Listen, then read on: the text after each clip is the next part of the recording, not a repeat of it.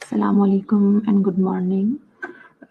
कैसे हैं आप सब लोग? आवाज़ आ रही है मेरी? समर, जो स्टूडेंट्स ऑनलाइन है बेटा, सबसे पहले मुझे बताइए, एम आई ऑडिबल? आवाज़ आ रही है मेरी? क्लियर है? कौन कौन ऑनलाइन है?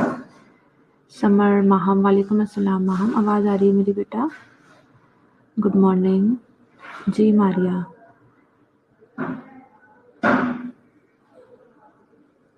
वालेकुम अस्सलाम। मारिया अब्दुल्ला, वालेकुम अस्सलाम। ओके, ठीक है, थैंक यू।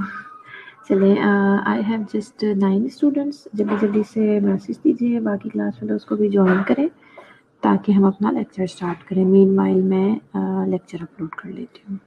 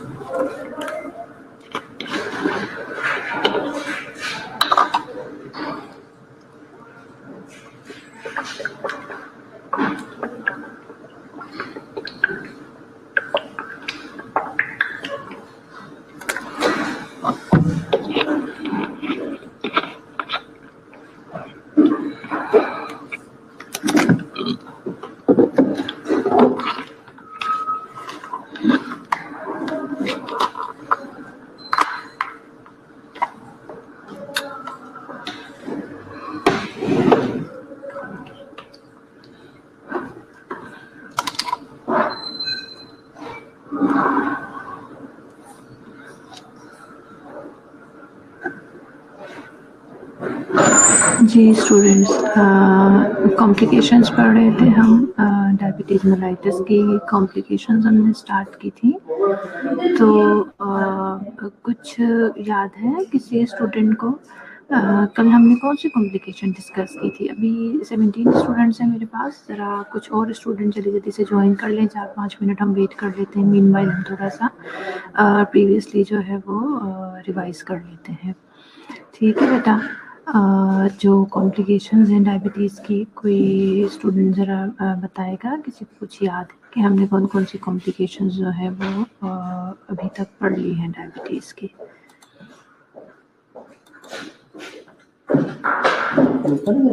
नहीं, ये लगा हुआ था इसमें already.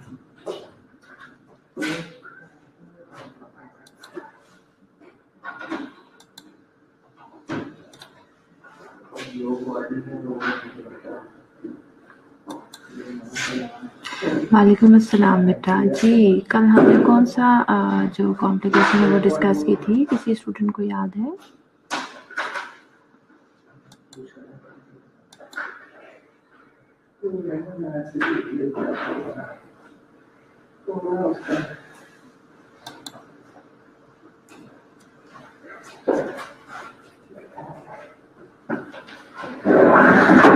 Diabetes type 1 and type 2, ठीक है। DKA एंड हाइपोग्लाइसीमिया, जी जेनिफर, ठीक है, okay. DKA stands for what, Nafisa? What type 1? I'm asking about complications of diabetes mellitus, not types of diabetes.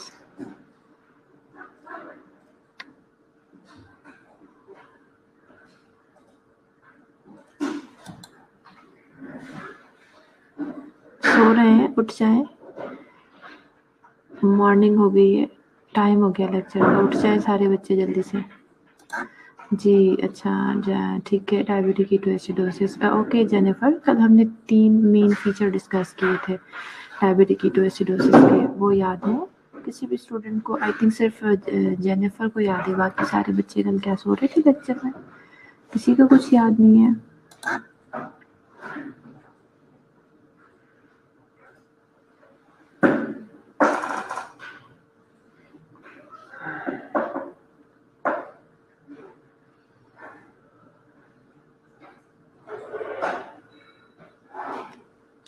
जी हाफसा, क्या किस चीज़ के लिए जी बोल रही हैं?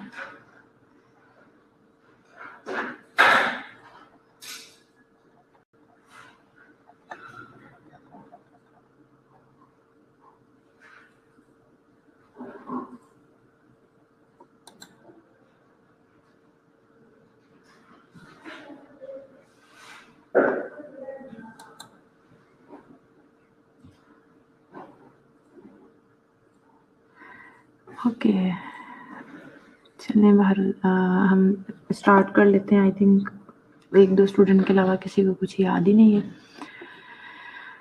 Complications of diabetes mellitus start किया था हमने, ठीक है। हाइपोग्लाइसीमिया पढ़ा चुकी हूँ, डायबिटिक कीटोएसिडोसिस कल स्टार्ट किया था, कॉज डिस्कस कर लिए थे, पूरी डिटेल में आपको पैथोफिजियोलॉजी समझाई थी कि जो बेसिकली 3 मेन फीचर्स हैं डायबिटिक कीटोएसिडोसिस में। हाइपरग्लाइसीमिया हो जाता है, एसिडोसिस में चला जाता है पेशेंट, और डिहाइड्रेशन और जो इलेक्ट्रोलाइट लॉस है। तो ये सारा आपको कल पैथोफिजियोलॉजी बड़ी डिटेल में मैंने समझाई थी, और इट्स वेरी बैड कि किसी स्टूडेंट को कुछ याद नहीं है। उठ गए हैं, अच्छा इसलिए जी बोला, ठीक है। चलिए उठ गए तो अब ज़रा ध्यान से सुने, ताकि कल जब कुछ पूछो तो जवाब भी आए।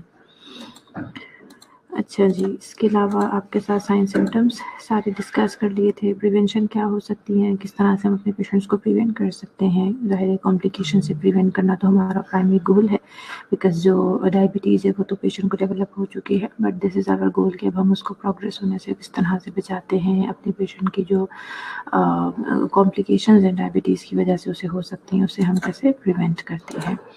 ठीक है जी, असेसमेंट भी आपको बता दिया था। सिंपल ब्लड ग्लूकोज लेवल जो है वो बहुत ज़्यादा रेज होगा, तो तकरीबन 300 to 800 से अबव रहता है। एसिडोसिस है तो ऑब्वियसली पीएच लो होगी, और partial pressure of carbon dioxide low होगा। कॉस्मोल रेस्पिरेशन के बारे में आपको बताया था। बाकी कीटोन बॉडीज यूरिन में जो है वो कीटोन बॉडीज अपीयर होना शुरू हो जाती हैं। ब्लड का जो ग्लूकोज है वो भी यूरिन में अपीयर होना शुरू हो जाता है। प्लस जो सोडियम और पोटेशियम की कंसनट्रेशन है वो यूजुअली तो भी हो सकती है नॉर्मल और high, it will depend upon the hydration status of the patient. बाकी रीनल इंसफिशिएंसी को चेक करना भी बहुत ज़रूरी है। पेशेंट को हमारे कोई ऐसा तो नहीं है कि रीनल इंसफिशिएंसी की तरफ जा रहा है, तो उसकी बेस्ट एग्जांपल यही है, बेस्ट मेथड यही है कि आप उसका जो creatinine blood urine nitrogen level है वो चेक किए। If the patient is dehydrated तो ऑब्वियसली वो रेज्ड आएगा, दैट इज़ ओके। बट उसके बाद हम पेशेंट को जब डिहाइड्रेट कर देते हैं, फ्लूइड लगा देते हैं, उसके बावजूद भी अगर सीरम क्रिएटिनिन और यूरिया नाइट्रोजन लेवल अगर रेज्ड आते हैं तो इट विल सजेस्ट अस कि हमारा पेशेंट जो है वो रीनल इंसफिशिएंसी की तरफ जा रहा है। So we have to look after all these things. उसके बाद मैनेजमेंट की तरफ आ जाते हैं। In addition to treating hyperglycaemia, management of DKA is aimed at correcting dehydration, electrolyte loss and acidosis. This is really understandable. कि 2-3 features जो main features हैं डी के ए के ज़ाहिर है उन सारी चीज़ों को आपको इसलिए ट्रीट करना ज़रूरी होगा कि अगर आप किसी एक भी चीज़ को उसमें छोड़ देंगे, आपने देखा था मैंने आपको पैथोफिजियोलॉजी बड़े डिटेल में समझाई कि सारी चीज़ें एक दूसरे के साथ कनेक्टेड हैं, इंटरलिंक्ड हैं। So you have to treat जो एसिडोसिस है ज़ाहिर है that is also a life threatening situation, हमें उसे ट्रीट करना है, इलेक्ट्रोलाइट इम्बैलेंस को ट्रीट करना है, डिहाइड्रेशन को ट्रीट करना है as well as hyperglycemia जो है वो ट्रीट करना है. So first of all we have to rehydrate our patient. In dehydrated patients, rehydration is important for maintaining tissue perfusion. This is really understood. Blood का volume देखें, body में dehydrated situation होगी, body में water कम होगा तो ultimately blood का जो volume है वो भी कम होगा. जब ब्लड का वॉल्यूम कम होगा तो उसका फ्लो भी कम होगा और जो प्रॉपर हमारे टिश्यूज़ हैं उन्हें उतनी अमाउंट में एडिक्वेट अमाउंट में ब्लड सप्लाई नहीं होगी which is required by them. So obviously जब उन्हें ब्लड नहीं मिलेगा तो ना तो उन्हें प्रॉपर ऑक्सीजन मिल सकेगी और ना ही प्रॉपर न्यूट्रिशन मिल सकेगी. सो जो डिहाइड्रेटेड पेशेंट है हमने सबसे पहले ज़ाहिर अपने पेशेंट्स को रिहाइड्रेट करना है ताकि जो टिश्यूज़ है उसकी परफ्यूजन को हम मेंटेन रख सकें. In addition, fluid replacement enhances the excretion of excessive glucose by the kidneys. जाहिर है बॉडी में बहुत ज़्यादा जो ग्लूकोज, आपको पता है जब ब्लड में ग्लूकोज ज़्यादा होता शुरू होता है तो वो हमने बताया था थ्रेशोल्ड बढ़ जाए तो वो किडनीज की तरफ जाना शुरू हो जाता है, एक्सक्रीट आउट होना शुरू हो जाता है. सो ऑब्वियसली अपने साथ वो फ्लूइड को लेके आउट हो रहा है. सो फ्लूइड रिप्लेसमेंट कंटिन्यूसली करना ज़रूरी होती है ताकि जो बॉडी में एक्स्ट्रा ग्लूकोज है वो भी एक्सक्रीट आउट हो जाए. The patient may need as much as 6 to 10 liters of IV fluid to replace fluid losses which are caused by polyuria, hyperventilation, diarrhea and vomiting. वो सारी बातें हैं जो पहले आपके साथ बड़े डिटेल में डिस्कस कर चुकी हूँ कि ग्लूकोज जब निकलता है यूरिन के साथ तो जाहिर अपने साथ बहुत ज़्यादा अमाउंट में फ्लूइड को लेकर निकलता है जिसकी वजह से पेशेंट को पोलीयूरिया की कंप्लेन होती है. बाकी बेटा पेशेंट को ऑस्मोस ब्रीदिंग में है, हाइपर वेंटिलेट हो रहा है, बहुत ज़्यादा तेज़ी से सांस ले रहा होता है तो उसमें भी जो है जाहिर है ऐसे अपरेंटली अगर स्वेटिंग ना भी हो लेकिन अगर वेदर इस किस्म का है तो जाहिर है पेशेंट को स्वेटिंग भी होती है क्योंकि उसमें उसकी एनर्जी यूज़ हो रही होती है. तब भी पेशेंट का जो वाटर है वो लाइक उसका हाइड्रेशन लेवल इफेक्ट होता है. बाकी बेटा डायरिया या वोमिटिंग होगी तो अंडरस्टूड सी बात है कि फ्लूइड जो है वो लॉस हो रहा है. तो इसीलिए हमें पेशेंट को और तकरीबन 6 to 10 लीटर तक IV फ्लूइड जो है वो रिप्लेस करने की ज़रूरत पड़ सकती है. इनिशियली 0.9% सोडियम क्लोराइड जो नॉर्मल सेलाइन सोल्यूशन होता है हमारा वो एडमिनिस्टर करते हैं हम at a rapid rate. Usually 0.5 to 1 litre fluid हम 2 से 3 घंटों के अंदर अंदर ख़त्म कर देते हैं. क्यों? क्योंकि वो उसकी जो कंसनट्रेशन है वो हमारे ब्लड की कंसनट्रेशन के साथ मैच करती है. जो उसका एक ऑस्मोटिक प्रेशर है वो मैच करता है तो और जाहिर है फ्लूइड बहुत ज़्यादा लॉस हो गया है तो हमें पहले थोड़ा सा रैपिड रेट पे नॉर्मल सेलाइन पेशेंट को लगा देते हैं. 2 से 3 घंटे में कोशिश करते हैं कि 1 लीटर तक हम फ्लूइड उन्हें दे दें. फिर बेटा जी half strength normal saline solution जिसको हम हाइपोटोनिक, क्योंकि हाफ स्ट्रेंथ है हमारे ब्लड के मुकाबले में उसकी स्ट्रेंथ हाफ है, that is called hypotonic solution. Hypotonic solution जो है they may be used for patient with hypertension or hypernatremia or those at risk for heart failure. अच्छा, ऐसे पेशेंट जो ऑलरेडी हाइपरटेंसिव हैं जाहिर है उनकी ब्लड में ऑलरेडी सोडियम की कंसंट्रेशन ज़्यादा है या हाइपरटेंसिव नहीं है, वैसे ही हाइपरनाट्रीमिया है यानी उनकी बॉडी में जो सोडियम है उसकी कंसंट्रेशन ज़्यादा है. ये दो वो ऐसी सिचुएशंस हैं कि इसमें अगर आप नॉर्मल सेलाइन देना शुरू करेंगे उसमें आपको पता है जो नॉर्मल हमारी बॉडी की रिक्वायरमेंट के अकॉर्डिंग उसके अंदर सोडियम मौजूद होता है. ऑलरेडी बॉडी में ब्लड में सोडियम का लेवल रेज्ड है, आप उसके साथ उसे नॉर्मल सेलाइन दे देंगे तो ऐसे पेशेंट्स में चांसेस होते हैं उनका हाइपरटेंशन डेवलप होने के, जाहिर है हाइपरनाट्रीमिया फर्दर डिटोरियोरेट होने के और हार्ट फेलियर के चांसेस भी होते हैं. तो इसलिए हम ऐसे पेशेंट्स में फिर हाफ स्ट्रेंथ नॉर्मल सेलाइन लगाते हैं, फिर उनको हम 0.9% सोडियम क्लोराइड नहीं लगाते. After the first few hours, half-strength normal saline solution is the fluid of choice for continued rehydration, provided the blood pressure is stable and the sodium level is not low. अब जो हम अच्छा एक तो ये मैंने आपको सिनेरियो बताया कि हाइपरटेंसिव पेशेंट है, हाइपरनाट्रीमिया है, उसमें हमने हाफ स्ट्रेंथ नॉर्मल सेलाइन देना है.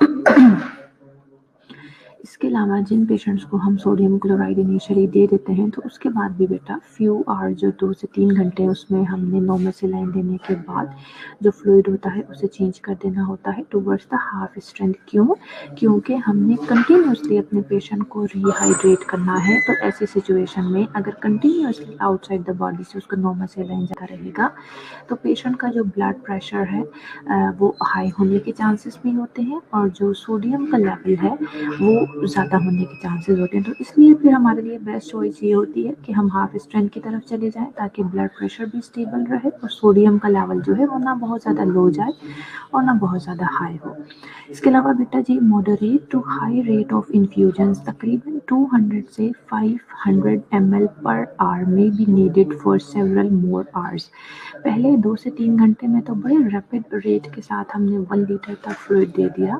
उसके बाद मॉडरेट से हाई रेट इन्फ्यूजन हो सकता है। It will ultimately depend upon the hydration status of the patient.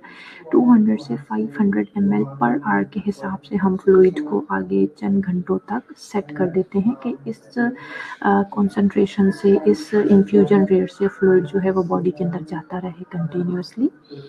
When the blood glucose level reaches 300 or less, अब जब फ्लूइड मैंने आपको बताया था DKA में ब्लड ग्लूकोज लेवल 800 तक चला जाता है। सो जब ब्लड का ग्लूकोज लेवल 300 तक पहुंच जाए या उससे भी कम आ जाए तो फिर जो IV सोल्यूशन होता है उसे हमने चेंज करना होता है।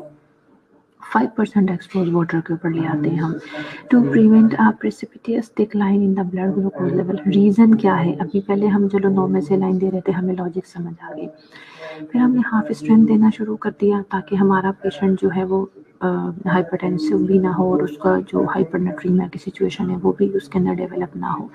अब हमने जब ग्लूकोज ज़ाहिर है अभी हम डिस्कस कर चुके थे जैसे बॉडी में फ्लूइड जाना शुरू करेगा तो वो जो ग्लूकोज है वो यूरिन के थ्रू बॉडी से एक्सक्रीट आउट होना शुरू हो जाएगा। तो ज़ाहिर है ब्लड में ग्लूकोज का लेवल आहिस्ता आहिस्ता ड्रॉप होना शुरू हो जाता है। जब ब्लड में ग्लूकोज का लेवल 300 तक पहुंच जाता है तो फिर हमें कॉन्शियस होना पड़ता है क्योंकि अगर इसी तरह से कंटिन्यूसली वही सॉल्यूशन जाता रहा तो ज़ाहिर है पेशेंट तो बड़ा एकदम से सडन डिक्लाइन उसके अंदर आ सकता है कि वो हाइपोग्लाइसीमिया में जा सकता है। लेकिन हमें पेशेंट को हाइपो में तो नहीं लेके जाना। तो इसीलिए फिर हम क्या करते हैं 5% वाटर की इन्फ्यूजन स्टार्ट कर देते हैं। उससे क्या होता है 5% वाटर से कि आपको पता है कि उसके अंदर तकरीबन 5% कॉन्सेंट्रेशन ग्लूकोज की होती है। उससे ये होता है कि फ्लूइड के साथ साथ थोड़ी थोड़ी ग्लूकोज भी बॉडी में जाती रहती है जो कि ब्लड के ग्लूकोज लेवल को सडन डिक्लाइन नहीं करती, आहिस्ता आहिस्ता जो ब्लड का ग्लूकोज लेवल है उसको मेंटेन कर लेती है। वालेकुम अस्सलाम। ये जो स्टूडेंट्स अभी ज्वाइन कर रहे हैं, क्या बात है बेटा, दिल नहीं चाहता पढ़ने का? टाइम देखें 8:30 आपका टाइम है एंड ऑलमोस्ट 9 बजने वाले हैं। आई एम हियर सिंस 8:30 और तकरीबन 10-12 स्टूडेंट्स उस वक्त से मेरे साथ हैं। तो दिस इज़ रियली बैड। आपको उस दिन भी समझाया था, एज इनका कंटेंट बहुत ज़्यादा है। हम जिस किस्म के सिनेरियोज फेस कर रहे हैं आपकी ऐसा नहीं है कि एग्ज़ाम्स को रोक दिया जा रहा है, कुछ भी ऐसा नहीं है। You all know first year में भी आपके साथ ऐसा ही हुआ है। तो ये चीज़ें माइंड में ना रखें कि हमारे पास बहुत टाइम है या हम कोरोना की सिचुएशन की वजह से हमारे एग्ज़ाम्स को डिले कर दिया जाएगा। ऑलरेडी आपका टाइम बहुत ज़्यादा वेस्ट हो चुका है। सो मैं आपको बार बार समझा रही हूँ कि टाइम से क्लास में आया करें, क्लास अटेंड किया करें सीरियसली। ये बिल्कुल भी अच्छा एटीट्यूड नहीं है आप लोगों का, मुझे बिल्कुल अच्छा नहीं लगता, मैं बहुत डिसअपॉइंट होती हूँ। ठीक है, टाइम से आया करें सब। अच्छा बेटा जी, अब आ जाता है कि हम ज़ाहिर है फ्लूइड लगा रहे हैं तो ऐसा तो नहीं है कि खाली बस पेशेंट को फ्लूइड लगाते ही जाना है, इसकी मॉनिटरिंग भी बहुत ज़रूरी होती है। So monitoring of fluid volume status, किस चीज़ से पता लगेगा फ्लूइड वॉल्यूम के स्टेटस का? अब कोई टंकी तो नहीं है जिसका हमें पता लग जाएगा कि भर गई है या नहीं भर गई। सो फ्लूइड वॉल्यूम का स्टेटस भी चेक करना, मॉनिटर करना कंटिन्यूसली बहुत ज़्यादा ज़रूरी है। उसमें बेटा ज़ाहिर है हमारे वाइटल साइंस हैं, हम उन्हें चेक कर सकते हैं क्योंकि उसमें स्पेशली ऑर्थोस्टैटिक चेंजेस तो नहीं आ रही पेशेंट के ब्लड प्रेशर में और हार्ट रेट में। क्योंकि अगर जैसे पेशेंट को ऑर्थोस्टैटिक कहते हैं बेटा पोजिशनल चेंजेस को, कि अगर पेशेंट को हमने खड़ा करके उसका ब्लड प्रेशर मेजर किया या वैसे उसे हमने खड़ा किया तो एकदम से उसको चक्कर आ जाएंगे, वो कोलैप्स हो सकता है। तो ये वो सिनेरियोज होते हैं जो बता रहे होते हैं कि बॉडी के अंदर अभी फ्लूइड की कंसंट्रेशन जो है वो कम है। बाकी बेटा लंग असेसमेंट बहुत ज़्यादा ज़रूरी है। लंग असेसमेंट में अगर फ्लूइड बहुत ज़्यादा बॉडी में एकदम से सडनली हम बहुत ज़्यादा फ्लूइड पेशेंट को दे देते हैं रिहाइड्रेट करने के लिए, तो ऑब्वियसली लंग्स में आपको फेकल साउंड आना शुरू हो जाएंगी, क्योंकि लंग्स में पल्मोनरी एडिमा डेवलप हो सकता है। प्लस इनटेक एंड आउटपुट बहुत ज़्यादा इंपॉर्टेंट है, और वाइटल साइंस के बाद इनिशियल जो है वही चीज़ें आप ये देखेंगे आपका कितना फ्लूइड बॉडी के अंदर पेशेंट की जा रहा है और कितना उसका आउटपुट आ रहा है। इनटेक आउटपुट ऐसे पेशेंट्स का बिल्कुल 1% भी आप नेग्लिजेंसी नहीं कर सकते इन सिचुएशंस में। क्यों? क्योंकि अगर आपने इस चीज़ को मॉनिटर नहीं किया तो जो मैंने आपको सिचुएशन बताई कि पेशेंट का पल्मोनरी एडिमा डेवलप हो सकता है, that is a life threatening situation. इसके अलावा बेटा urine initial urine output lags behind IV fluid intake as dehydration is corrected. एक चीज़ को माइंड में रखना है कि जब हम फ्लूइड स्टार्ट करते हैं तो पहले जो यूरिन का आउटपुट है वो लैग कर जाता है आईवी फ्लूइड एडमिनिस्ट्रेशन से, यानी जितना हम उसे इनटेक दे रहे हैं उससे कम आउटपुट मिलेगा आपको। उसका क्या रीज़न है? अंडरस्टूड सी बात है, उसका रीज़न है डिहाइड्रेशन। पेशेंट ऑलरेडी डिहाइड्रेटेड था, जाहिर है अब उसकी बॉडी में फ्लूइड जा रहा है, तो पहले जो सेल्स हैं वो अपने अंदर वाटर को एब्जॉर्ब करना शुरू करेंगे। जो सेल्स की डिहाइड्रेटेड स्टेट है वो रिहाइड्रेट करेगी, तो वहाँ वाटर यूटिलाइज हो जाता है। लेकिन फिर उसके बाद तकरीबन 2 से 3 घंटे बाद हमें ज़रूर देखना पड़ता है कि वेदर अब इनटेक और आउटपुट का क्या सिनेरियो है। और प्लस साइड बाय साइड मैंने आपको जैसे बताया कि हम ब्लड कंसंट्रेशंस भी चेक कर रहे हैं, यूरिया की, नाइट्रोजन की, सोडियम की, वो भी हमें बताती रहती है कि हमारा पेशेंट का हाइड्रेशन स्टेटस किस तरफ जा रहा है। इसके अलावा बेटा प्लाज्मा एक्सपेंडर जो होते हैं they may also be necessary to correct severe hypotension that does not respond to IV fluid treatment. एक और चीज़ यहाँ ध्यान में रखना बहुत ज़रूरी है कि जो फ्लूइड प्लाज्मा एक्सपेंडर्स होते हैं, ठीक है पेशेंट डिहाइड्रेटेड है, आपने उसको IV फ्लूइड्स लगा दिए, लेकिन डू यू रियली थिंक कि सिर्फ जो वाटर है that is enough to maintain the blood pressure in our body? हमारी वेसल्स के अंदर ब्लड के प्रेशर को मेंटेन रखने के लिए सिर्फ IV फ्लूइड इनफ है? ऐसा तो नहीं है ना। हमारे ब्लड का एक प्रॉपर ऑस्मोटिक प्रेशर अल्लाह ताला ने रखा है। सो अगर पेशेंट बहुत ज़्यादा डिहाइड्रेटेड हो जाता है, सीवियर हाइपोटेंशन में चला जाता है, तो वहाँ हमें पेशेंट को प्लाज्मा एक्सपेंडर देने पड़ते हैं, जिनका काम क्या होता है वो बेसिकली जाके डायरेक्टली ही ब्लड का हिस्सा बनते हैं और प्लाज्मा को एक्सपेंड करते हैं। जाहिर है जब वो प्लाज्मा को एक्सपेंड करेंगे तो हमारे ब्लड का जो प्रेशर है वेसल्स के अंदर वो ऑटोमेटिकली रेज होना शुरू हो जाएगा। तो कुछ ऐसे सिनेरियोज होते हैं जिनमें आईवी फ्लूइड बहुत अच्छे से रिस्पॉन्ड नहीं कर रहा होता, तो हम वहाँ पे प्लाज्मा एक्सपेंडर्स देते हैं करेक्ट करने के लिए सीवियर हाइपोटेंशन को।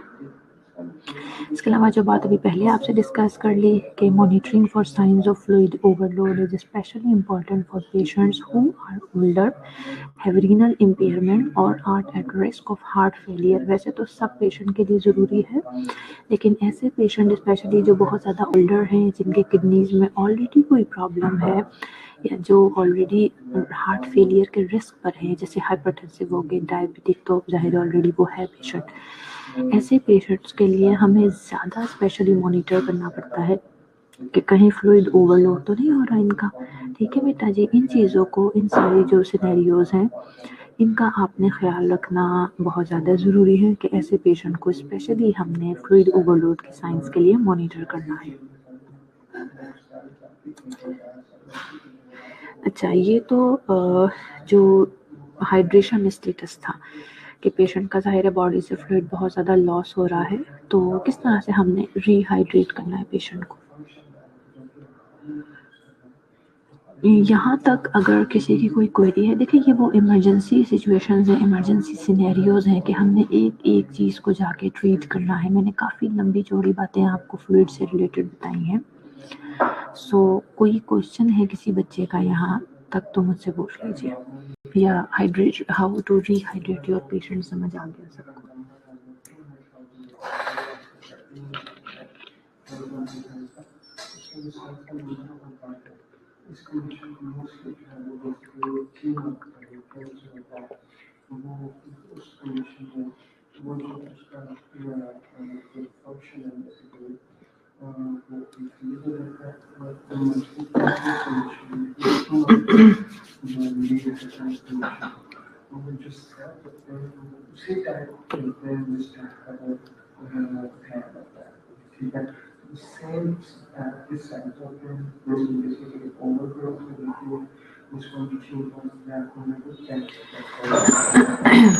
चलें, हाइड्रेशन स्टेटस तो यहाँ तक जो है हमने कंप्लीट कर लिया। अब हम जो है नेक्स्ट आते हैं इलेक्ट्रोलाइट को रिस्टोर करने के लिए। ठीक है, यहाँ तक सबको क्लियर हो गया ना। अब हमने जाहिर है अपना जो फ्लूइड का लेवल है उसे हमने चेक कर लिया, उसके बाद हम जाहिर है रिस्टोर करना है इलेक्ट्रोलाइट। अब बेटा कुछ चीज़ें इलेक्ट्रोलाइट से रिलेटेड भी आपको समझना ज़रूरी है। The major electrolyte of concern during treatment of DKA is potassium. Although the initial plasma concentration of potassium may be low, normal, or even high, there is a major loss of potassium from body stores and an intracellular to extracellular shift of potassium. Furthermore, the serum level of potassium decreases as potassium re-enters the cell during the course of treatment of DKA. Therefore, the serum potassium level must be monitored frequently. सबसे पहले तो ये understand कर लीजिए कि जो diabetic ketoacidosis में ज़ाहिर इलेक्ट्रोलाइट का इम्बैलेंस हो रहा है, उसमें जो मेजर हमारा इलेक्ट्रोलाइट है जिस पे हमें सबसे ज़्यादा ध्यान देना है, that is potassium.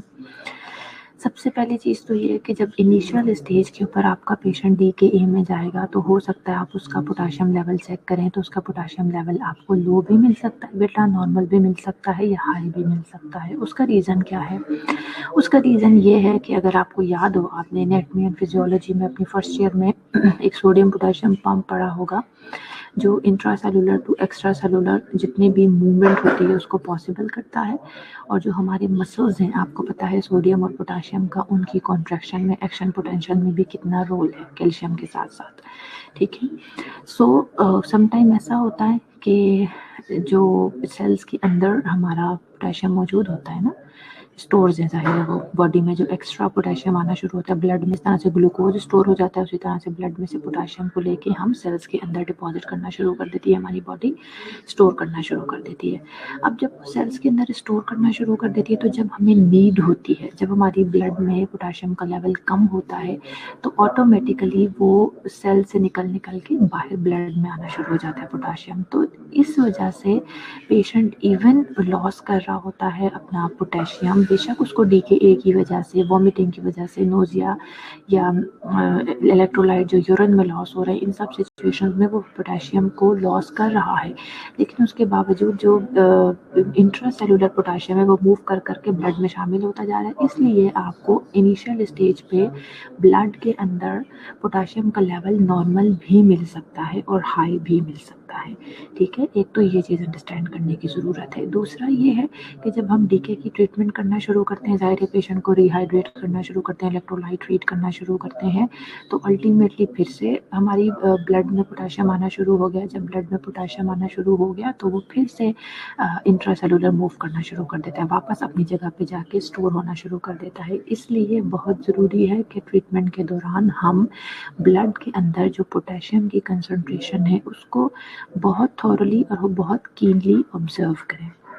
Some of the factors which are related to treating the DKA that reduce the serum potassium concentration, it includes rehydration, which leads to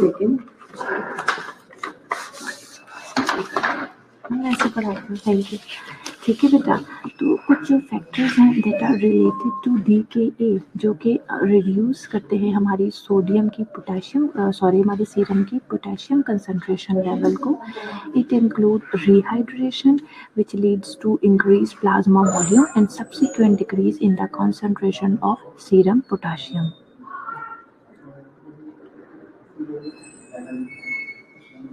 okay, ये तो बड़ी अंडरस्टूड सी बात है कि जब हम ज़ाहिर DKA की ट्रीटमेंट कर रहे हैं, मैंने आपको बताया जब हम this is also a factor, rehydration is a factor. ज़ाहिर है जब हम उसे रिहाइड्रेट कर देंगे, आपके जो बॉडी है उसके अंदर आपकी जो वाटर है वो अपनी नॉर्मल कंसंट्रेशन की तरफ जाना शुरू करेगा, नॉर्मल क्वांटिटी की तरफ जाना शुरू करेगा, तो ज़ाहिर है प्लाज्मा का वॉल्यूम बढ़ेगा वाटर आने की वजह से। जब वाटर आने की वजह से प्लाज्मा का वॉल्यूम बढ़ेगा तो उसके अंदर मौजूद जो सीरम की कंसंट्रेशन है वो तो ऑटोमेटिक ऑटोमेटिकली डिक्रीज हो जाएगी ना बेटा। This is understood. अगर जैसे मैं आपको एग्जांपल दूँ इसकी इसी तरह से कि अगर हमारे पास आधा गिलास पानी है, ठीक है, हमने उसके अंदर 4 स्पून फॉर एग्जांपल उसमें हमने शुगर डाल दी, उसे हमने मिक्स कर दिया।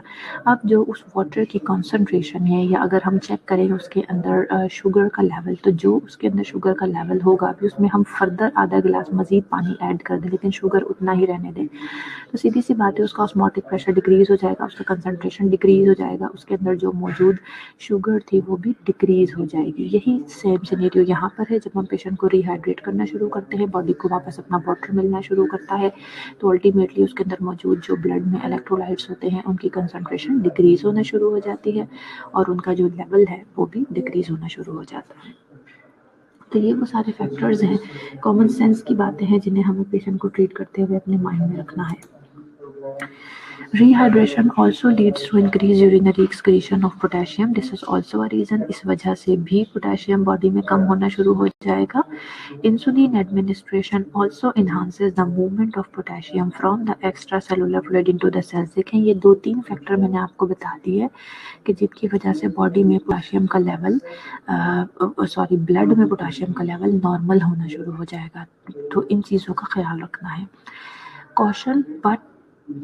Cautious but timely potassium replacement is vital to avoid dysrhythmias that may occur with hypokalemia। जो बेटा बार बार आपको समझा रहे हैं कि पोटेशियम क्यों ज़रूरी है, मैंने आपको बताया ना एक्शन पोटेंशियल में, और साथ साथ जो मोस्ट इम्पॉर्टेंट चीज़ है, most important, this is related to the heart muscles. जो पोटेशियम है दैट मे कॉज, अगर पेशेंट को सीवियर जो हाइपोकलीमिया हो जाता है, अगर पेशेंट का पोटेशियम का लेवल बहुत ज़्यादा कम हो जाता है तो उसकी वजह से पेशेंट के हार्ट पे इफेक्ट होता है, डिसरिदमियाज कॉज हो सकते हैं पेशेंट को। इसलिए हमें एक तो पोटेशियम रिप्लेस करते वक्त मैं आपको बार बार समझा रही हूँ, ये नहीं है कि बस अंधाधुंध हमने पेशेंट, हाँ जी पेशेंट का पोटेशियम कम आया था, अंधाधुंध पेशेंट को बस पोटेशियम लगाया जाओ, नहीं। हाइपो एंड हाइपरकलीमिया दोनों खतरनाक सिचुएशंस हैं, दोनों का इफेक्ट डायरेक्टली हार्ट के मसल्स के ऊपर होता है। अगर एक हाइपरकलीमिया हो जाए बहुत ज़्यादा, जाहिर है आप इस चीज़ को मॉनिटर ही नहीं कर रहे कि पेशेंट का पोटेशियम लेवल ब्लड में कहाँ जा रहा है कहाँ नहीं जा रहा, हम पेशेंट को रिहाइड्रेट कर रहे हैं, हम पेशेंट को इंसुलिन लगा रहे हैं और हम देख ही नहीं रहे कि पेशेंट का जो पोटेशियम लेवल है वो किस जगह पे पहुंच गया है।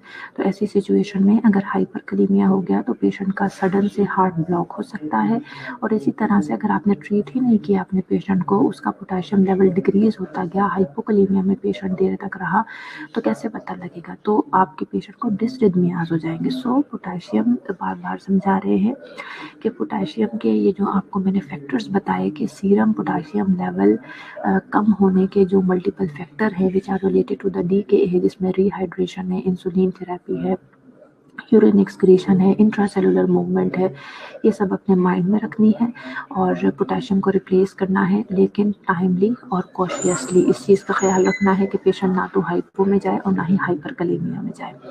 As much as 40 milliequivalent per hour may be needed for several hours. This is the dose.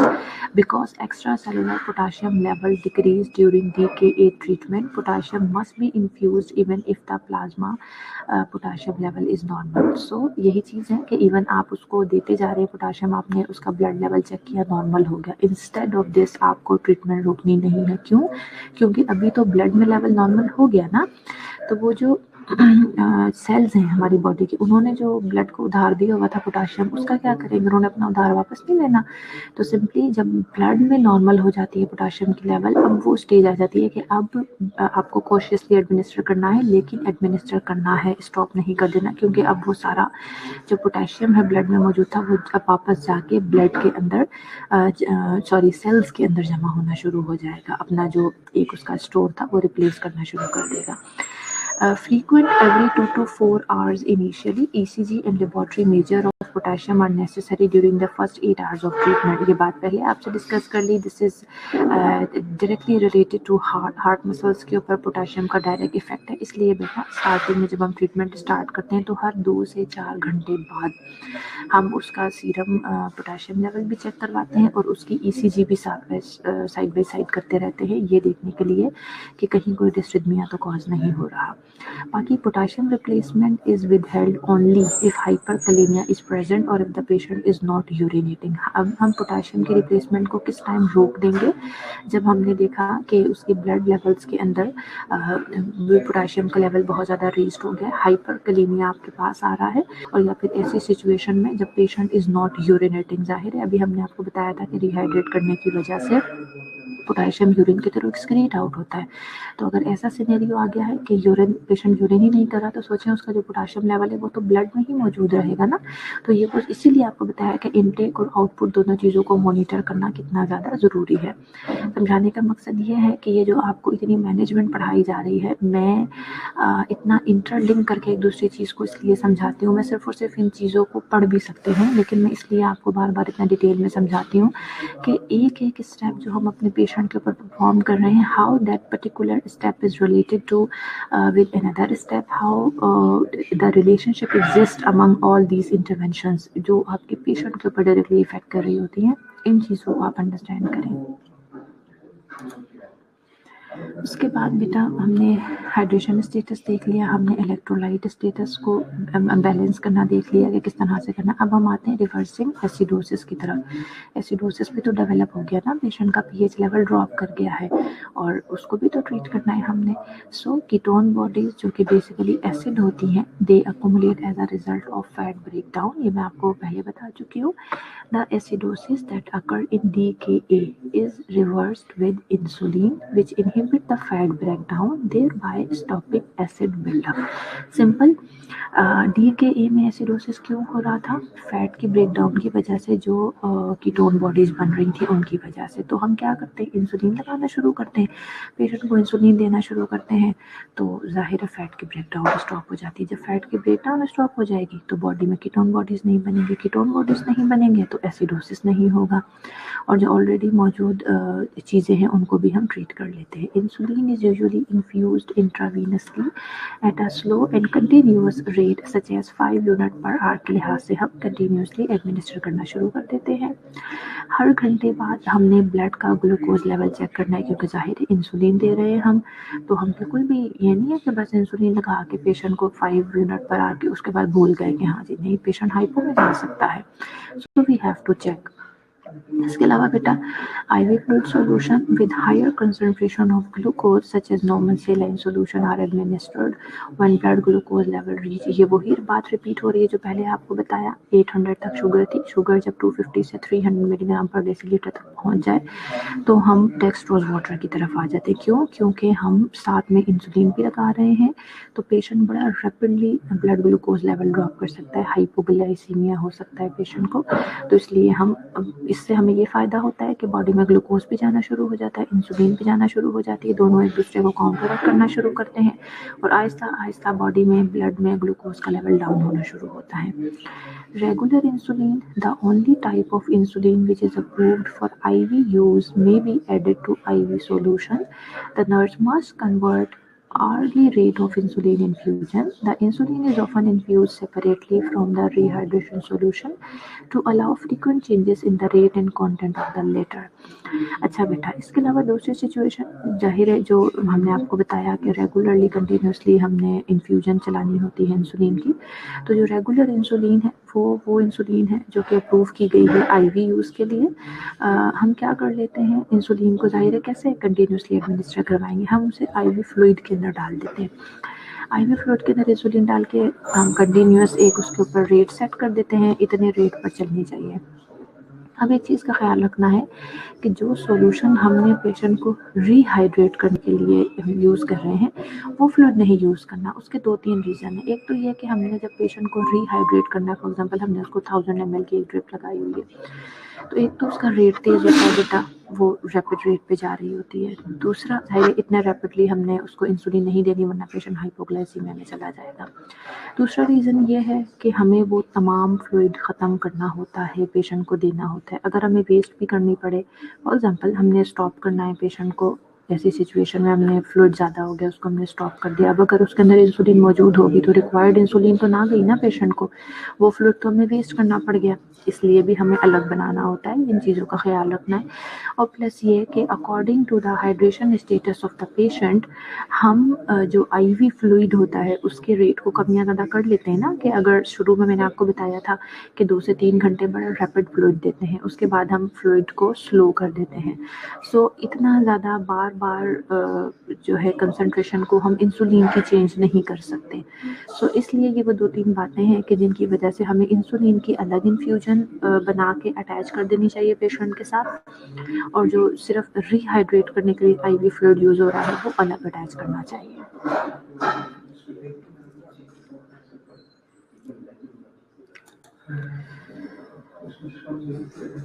Okay, अच्छा यहाँ तक समझ आ गई सारी चीज़ें। वैसे अटेंडेंस का टाइम भी हो गया है, क्या करें, कंटिन्यू करें आगे, डाइजेस्ट हो रहा है, कंटिन्यू करें या फिर स्टॉप करें? यहाँ मैनेजमेंट पढ़ी है हमने डायबिटिक कीटोएसिडोसिस की, कि इमरजेंसी में हमें किस तरह से पेशेंट को रिहाइड्रेट करना है, किस तरह से उसका इलेक्ट्रोलाइट बैलेंस मेंटेन करना है, रिस्टोर करना है, और किस तरह से हमें एसिडोसिस को रिवर्स करना है। जी बताइए, ये नेक्स्ट कॉम्प्लिकेशन है hyperglycaemic hyperosmolar non ketotic syndrome. ये स्टार्ट करें या फिर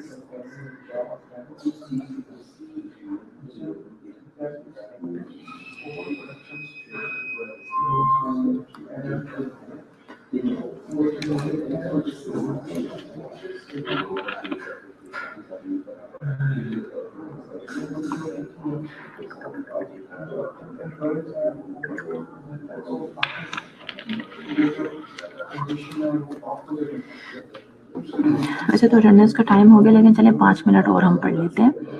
hyperglycaemic hyperosmolar non ketotic syndrome, ये वो सिनेरियो है जो मैंने आपको टाइप्स ऑफ डायबिटीज़ पढ़ाते हुए बताया था। ये कॉम्प्लिकेशन ज़्यादातर टाइप 2 डायबिटीज़ में जो है, यानी टाइप 1 वालों में बहुत कम ये आपको देखने में आती है, उनमें ज़्यादातर आपको कीटोएसिडोसिस नज़र आता है। अच्छा, hyperglycaemic hyperosmolar non ketotic syndrome जो है बेटा, this is a serious condition in which hyperosmolarity, word समझ आ रहा है? हाइपरऑस्मोलैरिटी का मतलब कि ऑस्मोलैरिटी बढ़ जाती है, कंसंट्रेशन बढ़ जाती है, एंड हाइपरग्लाइसीमिया, ये दो सिनेरियोज इसमें आपको नजर आते हैं।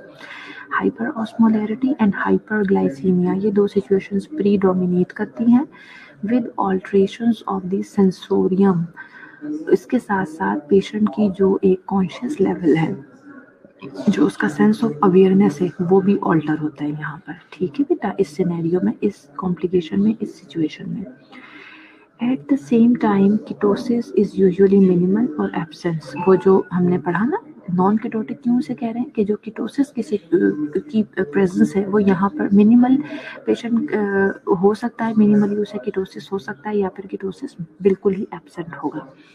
The basic biochemical defect is lack of effective insulin, जो बेसिक यहाँ पे डिफेक्ट आ रहा होता है बेटा, that is lack of effective insulin. यहाँ पे मैंने लैक ऑफ इफेक्टिव इंसुलिन का वर्ड इसलिए यूज़ किया है कि ये, जैसे मैंने पहले बताया कि टाइप 2 डायबिटीज़ में ज़्यादातर पेशेंट्स को ये कॉम्प्लिकेशन होती है। तो टाइप 2 डायबिटीज़ में आपको मालूम है हमारे पास बॉडी में इंसुलिन तो मौजूद होती है, लेकिन इंसुलिन इनइफेक्टिव होती है, बिकॉज हमारी इंसुलिन के जो रिसेप्टर्स होते हैं वो रेजिस्टेंट हो चुके होते हैं, इसलिए इंसुलिन होने के बावजूद वो बॉडी के लिए इनइफेक्टिव होती है। That's why lack of effective insulin होती है। That is basically the biochemical defect of causing the complication hyperglycaemic hyperosmolar non ketotic syndrome. Persistent hyperglycaemia causes, ये वही चीज़ें बार बार रिपीट हो रही हैं। आई मीन के जाहिर है यहाँ पर भी हैं तो हमें पढ़नी है, लेकिन आपको अंडरस्टैंड होनी चाहिए ये।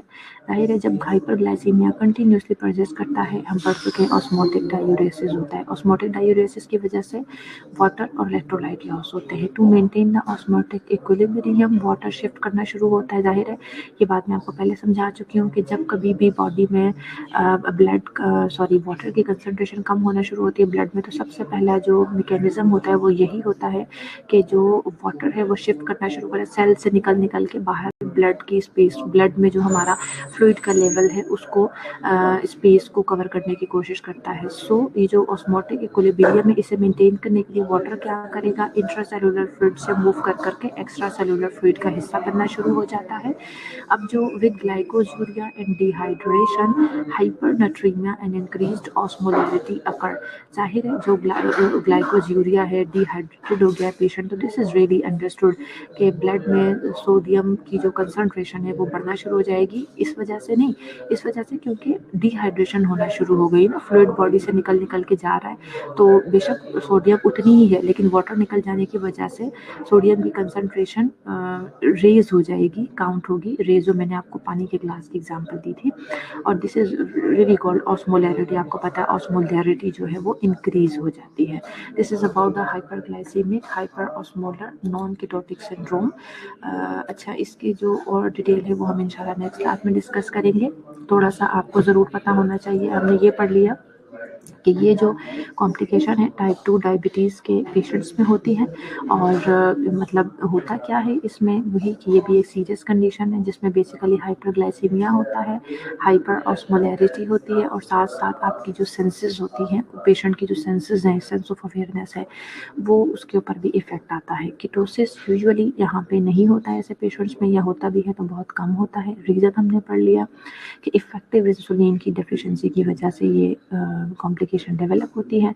और वही चीज़ें जो हमने अभी पीछे डिस्कस की कीटोएसिडोसिस में, या कहना चाहिए कि हाइपरग्लाइसीमिया में, वही यहाँ पर हो रही है कि हाइपरग्लाइसीमिया हो रहा है जिसकी वजह से ग्लाइकोजूरिया हो रहा है, फ्लूइड बॉडी से निकल रहा है, डिहाइड्रेशन हो रही है पेशेंट को, और कंपैरेटिव हाइपरनाट्रीमिया डेवलप हो गया है, और बॉडी जाहिर है अपना जो एक ऑस्मोटिक प्रेशर है उसे मेंटेन करने के लिए फ्लूइड का शिफ्ट स्टार्ट कर देती है from intracellular towards the extracellular space into the blood. Okay, next class में इंशाल्लाह इसे हम कंटिन्यू करेंगे। अभी तमाम बच्चे अपनी अटेंडेंस मार्क करवा लीजिए, और प्लीज़ एक मरतबा सिर्फ अपना रोल नंबर लिखा करें। उस दिन एक स्टूडेंट ने बिल्कुल ठीक कहा था कि बच्चे होते हैं 30 और लगता है जैसे 120 स्टूडेंट्स ने अटेंडेंस मार्क करवाई है। So please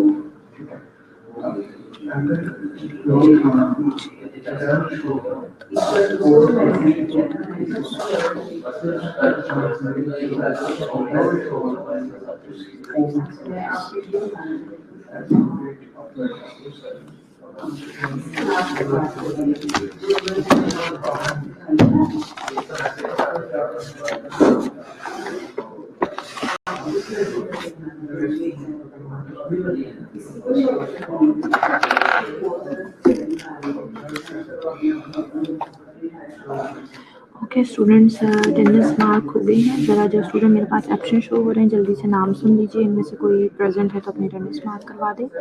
Anila Javed, Aqsa Liaquat, Arooj Aslam, Arooj Fawad, Ayesha, बिनिश server, Hafiza फरवा, महनूर, मुनीबा यूनस,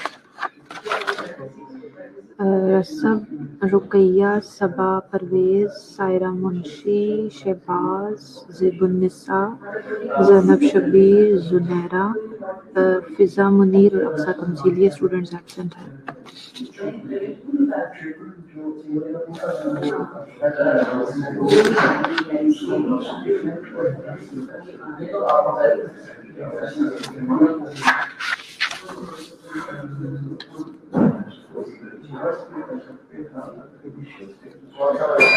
अनीला जावेद, नरूज असलम हो गई आपकी अटेंडेंस। हाफिज़ा फरवा जी बेटा आपकी तो ऑलरेडी, अच्छा ओके लगा देती हूँ।